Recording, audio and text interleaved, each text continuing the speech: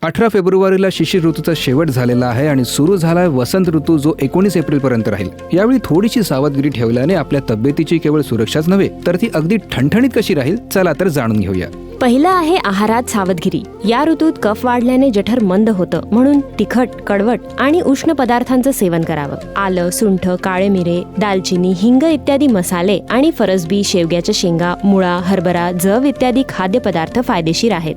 परंतु मावा, मिठाई, डिंक किंवा तिळाचे लाडू आणि बलवर्धक पाक, दही, आंबट फळं व इतर आंबट पदार्थ आणि तेल व तुपकट पदार्थ आणि खडीसाखर, साखर, गुळ व त्यापासून बनवलेले पदार्थ टाळावेत. दुसरं म्हणजे व्यायाम. या ऋतूत कफ वाढल्याने थोडासा आळस व जडपणा वाटू लागतो, तेव्हा शरीर सक्रिय व ऊर्जावान बनवण्यासाठी व्यायाम करावा. उदाहरणार्थ सूर्यनमस्कार, अन्य योगासनं, चालणं, धावणं किंवा इतर कसरत, ज्यामुळे शरीरात ऊर्जा येईल. यामुळे कफ वितळेल व शरीर होईल हलकं, स्फूर्तिवान आणि स्वस्थ. हे भूकही वाढवतं. तिसरं आहे उपवास. आठवड्यातून किंवा 15 दिवसातून एक उपवास करा, ज्यामुळे कफजन्य रोगांपासून रक्षण होईल. शक्य झाल्यास एक दिवस उपवासाच्या दिवशी फक्त सुंठ टाकून उकळलेलं पाणी प्यावं, खास करून लठ्ठ लोकांसाठी.